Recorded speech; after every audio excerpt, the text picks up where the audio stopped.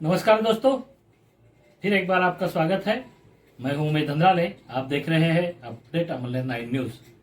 तो दोस्तों, आज का विषय जो है वह फिर एक बार कुछ अलग विषय लेकर हम आए हैं, क्योंकि आजकल पूरे देश में और देश के बाहर भी चर्चा है एक ऐसी फिल्म की जो कि कश्मीरी पंडितों पर बनाई गई है। जी हाँ दोस्तों, मैं बात कर रहा हूं द कश्मीर फाइल्स की। विवेक अग्निहोत्री की इस फिल्म ने पूरे विश्व में डंका बजा दिया है और लोगों की कई तरह की प्रतिक्रियाएं अब सामने आ रही है।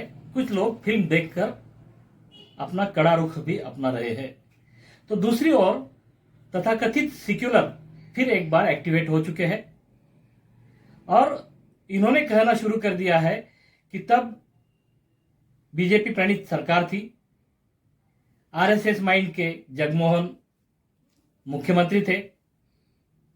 कुछ इस तरह की बातें।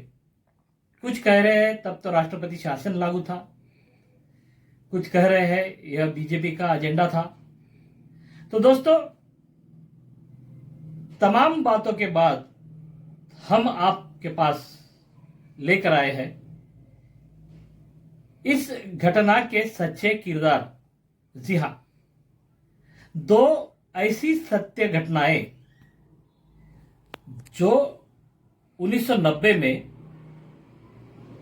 घटी थी, दो ऐसी महिलाएं जिनके साथ यह खौफनाक वाकया हुआ था। इन दोनों सत्य घटनाओं पर जिन्होंने अपना मत प्रदर्शित किया है वह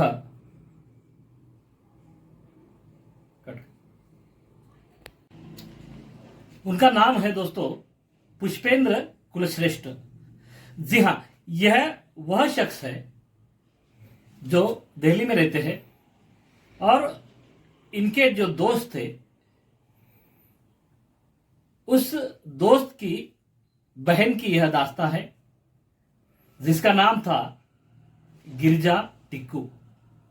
जी हां दोस्तों, खौफनाक कहानी मैं इसलिए कह रहा हूं ताकि तथाकथित सेक्युलर्स की आंखों में कुछ रोशनी पड़े, इनके दिमाग कुछ हद तक ठिकानों पर आए कि किस तरह से कश्मीरी पंडितों पर जुल्म हुए हैं, किस यातनाओं से यह लोग उस समय गुजरे हैं जो हमारे ही हिंदू भाई बहन है। जी हां दोस्तों, इन दो कहानियों पर हम आज रोशनी डालेंगे जो सत्य कथाएं हैं, सत्य घटनाएं हैं। 1990 के दशक में यह कश्मीर में घटे हैं। तो सुनते हैं दोस्तों पुष्पेंद्र कुलश्रेष्ठ की जुबान से इन दो सत्य घटनाओं को। एक लड़की कश्मीरी हिंदू पंडित, शादीशुदा, एक बैंक में काम करती थी। वो जिस तरह से भागी, वहां से भागे तो 5.5 लाख, कुल मिलाकर के सरकारी इतिहास में, रिकॉर्ड्स में कोई 2,500 हत्याएं हुई हैं। मैं ये उस मानसिकता की तरफ इशारा करना चाहता हूं और इसलिए आपको ज्यादा जागरूक करना चाहता हूं कि आपके कोमल मन को कोई अपने एजेंडे के लिए इस्तेमाल न करे। सच को सच कहे। भावनाएं होना जरूरी हैं, लेकिन भावनाओं का जरूरत से ज्यादा इस्तेमाल आपके सोचने की शक्ति को समाप्त कर देता है, तर्क शक्ति को समाप्त कर देता है। एक महिला जो एक बैंक में काम करती थी, हमारे दोस्त की बहन लगती है, दिल्ली में है वो। मैं कह रहा हूं कि वो लोग घूम रहे हैं, उनकी कोई सुन नहीं रहा है। लेकिन हम ऐसे महान लोग हैं, ऑस्ट्रेलिया में आग लग रही है, जानवर मर गए, उसके लिए मरे जा रहे हैं। अरे उनके लिए भी आत्मा तड़पनी चाहिए, लेकिन इंसान के लिए तो पहले तड़पे, अपने घर वाले के लिए तो तड़पे, तब तो आप दुनिया की चिंता करेंगे। उस महिला को उसके साथियों ने, बैंक के कर्मचारियों ने 6 महीने बाद फोन किया और फोन करके कहा कि अरे वो जो पागल लोग आ गए थे, ऐसा हो गया था, अब सब ठीक है, तुम आ जाओ, अपनी जो 6 महीने की तनख्वाह है वो भी बैंक देने के लिए तैयार है, तुम आ जाओ, कुछ नहीं होगा, सब ठीक ठाक है, नौकरी ज्वाइन कर लो। उस महिला के अंदर सनातनी डीएनए ऐसा था, उसने लगा जितनी भोली मैं हूं उतने ही शायद बेचारे ऐसे लोग होंगे, हो सकता है कुछ बुरे लोग हों, जैसे हम कहते हैं ना, ये कम्युनल लोग हैं, ये सेकुलर लोग हैं, सब कम्युनल हैं, कोई सेकुलर नहीं है, कोई कंफ्यूजन नहीं है, कोई कट्टर नहीं है, कोई लिबरल नहीं है, सब एक ही सोच के हैं। वो महिला इस खुशी में के सदियों से रह रही थी वहां, उसका परिवार के परिवार, उसको भी लगा कि शायद वो चली गई। आप जैसा सभ्य समाज सोच नहीं सकता कि उसके साथ क्या किया। उन 12 बैंक कर्मचारियों ने उसके साथ सामूहिक बलात्कार किया। बलात्कार तो 1400 साल पहले से चल रहा है। उस लड़की को कोई 40-45 साल की थी, उसको निर्वस्त्र किया और हाथ से आरे की मशीन पे उसके 4 टुकड़े कर दिए। ये घटना आपको सुन के जितना दर्द होगा, मैंने अपनी आंखों से 20 घटनाएं ऐसी देखी हैं। एक महिला जिसने एक बच्चे को 4th क्लास 5वीं क्लास में पढ़ाया, वो बच्चा पढ़ा लिखा, उसी टीचर ने पढ़ाया, उसे पड़ोस में रहता था। ये घटनाएं मुझे इसलिए नहीं बतानी है, इसलिए बतानी है कि आप किस समाज से लड़ने जा रहे हैं। कौन सा वो समाज है जो आज आपके साथ खड़े होकर के एहसास ही नहीं होने दे रहा। आपकी सदियां गुजर जाएंगी उनको इस जानवर प्रवृत्ति से निकाल के इंसान बनाने में।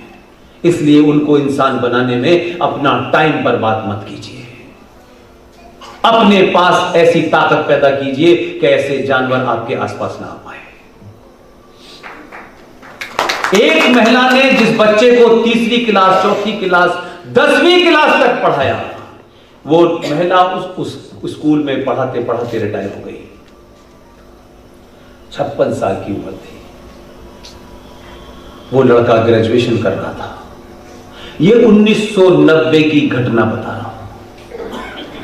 पड़ोस में आया, वो ग्रेजुएट हो चुका था, जो 20 साल से उसका पड़ोसी था, खाना पीना उठना बैठना सब था।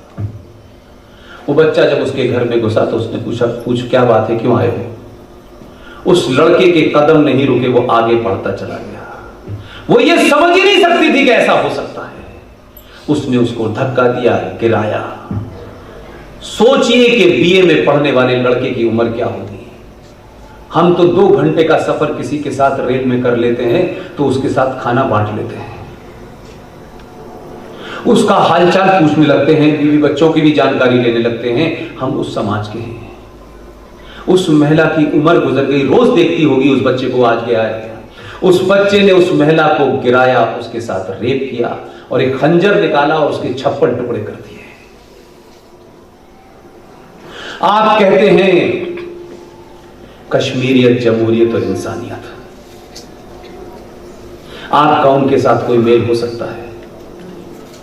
उस कश्मीर के अंदर 370 भी चाहते थे, 35 भी चाहते थे। कश्मीरी पंडितों को मार के निकाल करके उसको आपने एक्सक्लूसिवली मुसलमानों के लिए बना दिया। संविधान के गलत प्रोविजन कर रखे थे आपने, माइनॉरिटी की परिभाषा अलग कर रखी थी आपने। उस कश्मीर में 2 महीने के लिए अगर कर्फ्यू लग गया है तो हमारे समाज में बड़े सारे लोगों को चिंता हो गई है। जो लोग इतिहास नहीं जानते वो ज्यादा चिंता कर रहे हैं। मैं मानता हूं सच्चाई का सामना कीजिए। हो सकता है कि सच्चाई और भी भयानक हो, लेकिन अगर आपने नहीं की, सच्चाई का सामना नहीं किया, उसी अंदाज में नहीं किया, तो याद रखिएगा आपके बच्चे आपको करोड़ों गालियां देंगे। कोई आपकी तस्वीर घर में लगा के नहीं कहेगा कि मेरा बाप महान था, वो ये कहेगा मेरा बाप डरपोक था, झूठा था, उसने मुझे सही बात नहीं बताई और मुझे ऐसे हालात में छोड़ के गया है कि मेरे पास अब कोई रास्ता नहीं है, या तो मैं लड़ूं या मर जाऊं या कन्वर्ट हो जाऊं। इसलिए ये स्थिति ना आए, इस विभीषिका को समझें। इस देश में 500 कश्मीर मेरी आंखों के सामने बन चुके हैं।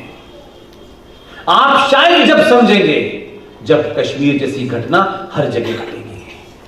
कश्मीर मालदा में भी हो रहा है, कैराना में भी हो रहा है, मुजफ्फरनगर में भी हो रहा है, रामपुर में भी हो रहा है, महाराष्ट्र के कई इलाकों में है।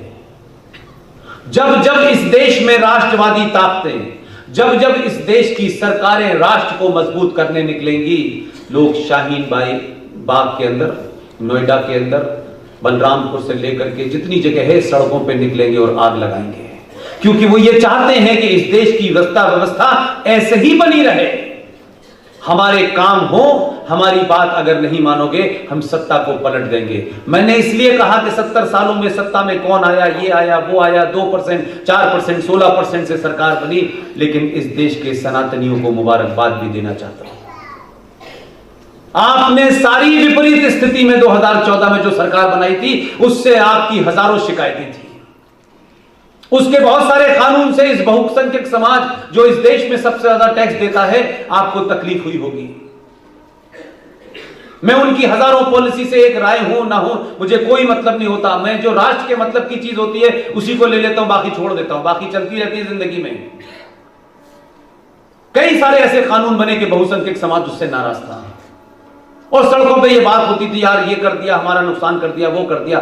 लेकिन मैं आपकी समझदारी को दाद देता हूं, आपके पुरुषार्थ को दाद देता हूं, सरे महफिल पूरी दुनिया में खड़े होकर के आपकी तारीफ करता हूं कि तमाम तकलीफों के बावजूद भी 2019 के चुनाव में मैंने इलेक्शन कवर किया तो लोगों ने कहा पुष्पेंद्र साहब नुकसान तो हम 70 साल से अपना बहुत बार उठा चुके हैं, अगर नुकसान हमारा हुआ है तो कोई बात नहीं है, राष्ट्र का नुकसान नहीं होना चाहिए। और यही वजह थी कि आपने 2019 में 2014 से ज्यादा प्रचंड बहुमत दिया। और सरकार को इसका एहसास इसलिए नहीं था कि 303 आ गए थे, सरकार को इस बात का एहसास था कि ये जो पूरी दुनिया आपके लिए कहती है ना कि 21वीं सदी भारत की होगी, 21वीं सदी भारत की होगी, आप लोग जब ये suनते हैं तो 3 बार कहते हैं 21वीं सदी भारत की होगी, पूरी दुनिया कह रही है तो आप चद्दर और तान लेते हैं जो होगी। अब क्या, जब होगी तो खड़े हो जाएंगे। जो आपके लिए कह रहे हैं कि 21वीं सदी आपकी होगी, वो आज के बौने भारत को नहीं देख रही। वो ये जानती है कि सनातनियों का पुरुषार्थ अगर जग गया तो फिर दुनिया में इन्हीं का परचम लहराएगा, इसलिए वो कह रही है। और जब उन्होंने ये कहना शुरू किया तो आपके हाथ में एक छोटा सा मोबाइल दे दिया। मैं और आज उसी मोबाइल के कारण एक दूसरे को जानते हैं, कोई और रास्ता नहीं था। तो जो आप क्यों कहते हैं कि आपकी 21वीं सदी होगी, वो इसलिए कहते हैं कि इनको सच्चाई पता चल रही है।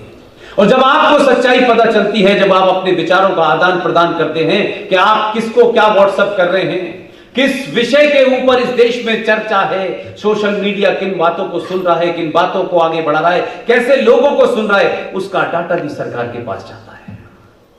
सरकार को यह समझ में आ गया है, रात के 9:30 बजे मुर्तजापुर में महिलाएं अपने घरों में ताला लगाकर अपने पतियों के साथ कुछ राष्ट्र के बारे में चिंतन करने आई हैं। और यही डाटा उनको दबाव बनाता है कि यार ये लोग सड़कों के लिए कोई आंदोलन नहीं कर रहे, हमारे इलाके से बस नहीं चल रही इसके लिए आंदोलन नहीं कर रहे। ये आंदोलन तो कई सालों से था। ये जो एक शक्ति इस देश में खड़ी हो रही है कि लोग राष्ट्रवाद और राष्ट्र के लिए किसी भी लेवल पे कोई कंप्रोमाइज करना नहीं चाहते, इसी दबाव के चलते 2020 में जो सरकार चुन करके आपके पास आई है, उसने मात्र 370 को 70 दिन में समाप्त कर दिया।